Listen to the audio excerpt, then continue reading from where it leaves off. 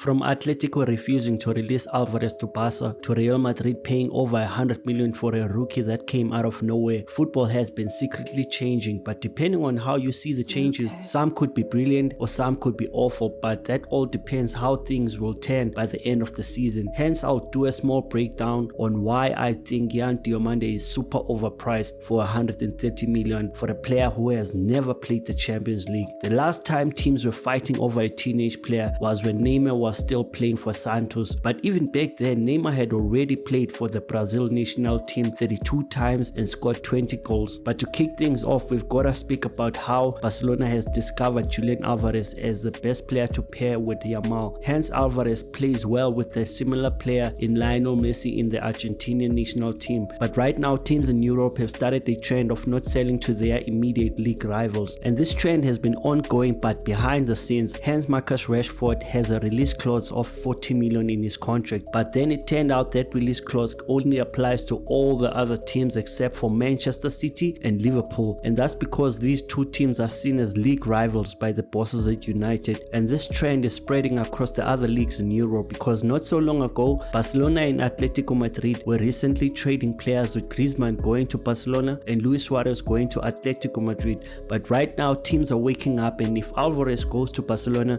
not only does that make Atletico a weaker team, but that drops the chances of Atletico winning any sort of silverware. Hence, these two teams compete in 4 trophies every season: the La Liga, Champions League, Spanish Super Cup and Copa del Rey. And last season these two teams met 6 times, and Atletico won 3 out of those 6 times, and Barca won twice while they drew only 1 time. If Julian Alvarez joins Barca, those results could shift to the favor of the Catalan club. And even in Germany this has already started to spread out when Bayer Leverkusen sold Florian to Liverpool. Hence, Bayer Leverkusen got themselves 120 million and also avoided making a sale to their direct competition, which could defeat them in 4 trophies too. So instead of Florian joining Bayern Munich, he got sold to Liverpool. And I still say, if a player wants to make a move to a rival, I think the only way for them to make it happen is through running their contract down. And speaking of free agents, one of the most regrettable moves from last season has to be Trent Alexander-Arnold, who left the opportunity of being the leader of the new Liverpool team, but instead he went to Madrid to sit on the bench for Carvajal. And in my opinion, I think this is the reason why he missed out in the FIFA World Cup. And with Mourinho joining Madrid, it could be a bit more difficult for Trent. As we've seen recently, Mourinho has brought in Denzel Dumfries, who is a goal-scoring right back, and in my opinion Mourinho could just be seeing another Maicon sort of player. And if you don't know, Maicon was a part of the Inter Milan team that won Mourinho the Champions League back in 2010, and sometimes coaches like to rebuild teams from the past and try to borrow from those tactics that worked for them years ago. I could be wrong about this one, but Dumfries plays similar to Maicon, and this could be another reason why these are bad news for Trent Alexander-Arnold. But the biggest surprising stat of last season was the sum of goals from Virgil van Dijk and Antoine Semenyo, whose goals combined to be greater than the sum of goals from Bukayo Saka, Cole Palmer and Omar Mamouche, with Virgil van Dijk scoring 6 times and Antoine Semenyo scoring 17 goals. People who had Virgil van Dijk and Antoine Semenyo in their fantasy team must have had some great weeks, but in this case I just want to visit the video of a fan stating that he would never sell Bukayo Saka for Kylian Mbappe. Deal or no deal? Arsenal sign Mbappe, but have to sell Saka. Would you take it? No deal. Nah.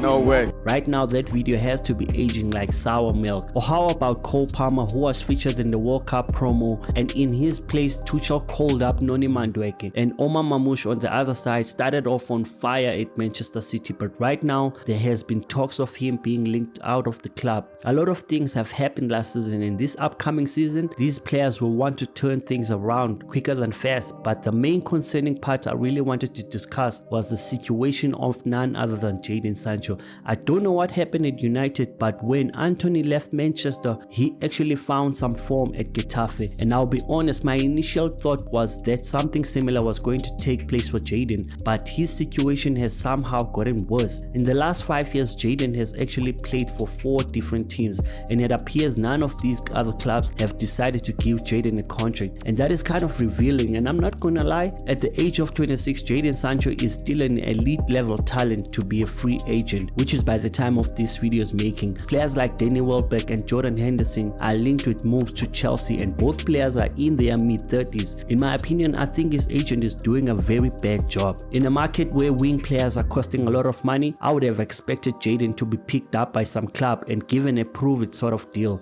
more especially when you have players being sold for 9 figures with only one good season under their belt. Hence, Diomande is being chased by all the big clubs in Europe, and this is a player who scored 12 goals and made 9 assists in 33 games while playing in the Bundesliga. And as much as he's got potential, we can't deny that these stats were only in the Bundesliga. Hence, the competition is a bit different when you start to mention the Champions League knockout stages. In my opinion, if a player is being bought for 100+ million, at least he should have played a big role in his team's achievements, which usually equals to winning some silverware. When Ronaldo made his move from Manchester United to join Madrid, he was the reigning Champions League winner. Neymar made his move to PSG as the Champions League winner with Barcelona, and even recently Florian Wirtz had won Bayern Leverkusen a league and cup double, but RB Leipzig only finished 3rd in the Bundesliga, which is an improvement from finishing 7th the season before Diomande joined the team. But when you remove Diomande's goals and assists from Leipzig's season, the team would have ended the season with 8 less points. For an example, if you remove the hat-trick he scored against Frankfurt on the 6th of December, RB Leipzig would have still finished the game with a 3-0 score. Hence, they won that game 6-0. So once you start to remove all his goals for the entire season, RB Leipzig would have finished with 47 points instead of the 65 they got. And if they had 47 points, that would have landed them number 7th in the league, which is the same spot they finished the season before Diomande joined the club. And I'm not talking down on Diomande, he looks to have a bright future ahead of him, and by this time next year I could have changed my mind about him. But currently football is moving to a place where having depth is becoming more important than ever, and spending 100 million on a potential is not making sense to me. Like we saw this past World Cup, there was an increase in matches that were played from a total of 32 teams in 2022 to 48 teams in 26. That meant an extra round of knockout stages. Unlike the previous World Cups where teams had a last round of 16, this World Cup we saw the knockout stages start with 32 teams. And also with this Champions League, having a league format means a team like PSG has to play a maximum of 17 games compared to the old format where teams could play a maximum of 13 games if they made it all the way to the final. So when a team like Liverpool spends 325 million on Wirtz, Isak and Hugo Ekitike to just end up finishing 5th, I just think it's way smart to add more depth which covers the team in case of an injury, because having players who can come in and give your starters a rest is actually part of planning for a long season. But this past season Liverpool made their best signing, which was more valuable than any player that they have signed last season. Hence Bournemouth coach Andoni Iraola finished 3 points behind Liverpool at number 6, and this is after Bournemouth had lost some of their best players. And that brings me to my next point. More than ever before, we're in an age where brilliant coaches are getting their credit, and even a set piece coach got a mural at Arsenal, which is something we have never seen before. And to be honest, Arsenal's set piece coach won them some great games from creative thinking, and even the set piece specialist at Aston Villa did some amazing things. Austin McPhee, who was at Aston Villa, was employed by the Portugal national team during this past World Cup, which shows how much of an impact coaches are making in football. Even small teams that are coached very well have been causing problems in the Champions League, like a team like Bordeaux shocked a lot of big teams and even beat Inter Milan in the Champions League with a team full of unknown players. And this is why I say in the near future transfer fees could have a drop, because there is just no way Elliot Anderson is bought for 116 million just to make sideways passes. I just think coaches who shell out such amount of money for players